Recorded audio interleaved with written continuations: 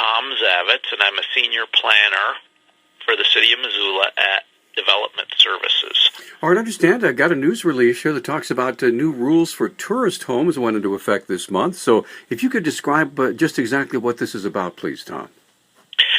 Well, I think most people have heard about Airbnb and some other websites where people create vacation rentals in their home, and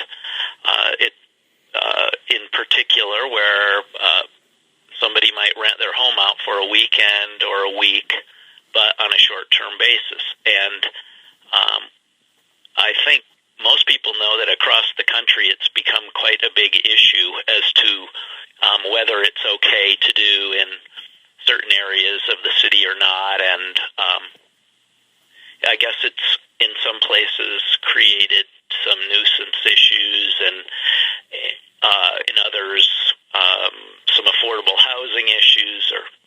So our city council wanted to get ahead of the issue here. They knew that we had a significant number of people renting their homes out and as vacation rentals, and for our purposes, we're calling them tourist homes, and that's the way that the state defines them. And so to put a program in place to sort of track how many we have and be able to respond if we start to have problems. So for this issue, the council is trying to get ahead of it and be ready in case any of the issues come up here that they've seen come up in other communities. Okay. So Tom, what do folks need to do to make sure we comply with this ordinance?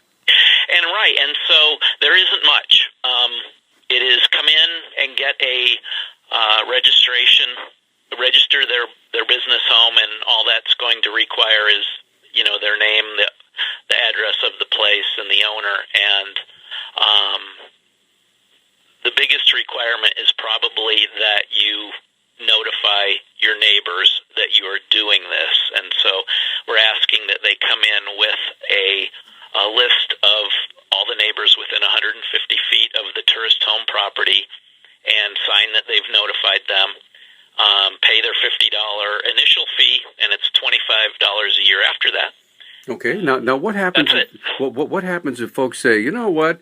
I'm only going to do it a couple times a year, and it's no big deal. I mean, why should I even go register with the city? I think that's possible, and they're already required to register with the city county health department, and they're already required to register with the state Department of Revenue. So we didn't. And I think the council felt they didn't want to add anything more to that, but they really wanted to be able to track what was going on. So they are required, if they're just going to do it a couple of times in the year, to come in. And but the council tried to keep this to a minimum for the requirements for the city. Sure, I understand that there's also a policy that if you offend 3 times, what happens with that? So there's a 3 strikes and you're out policy, that if you have 3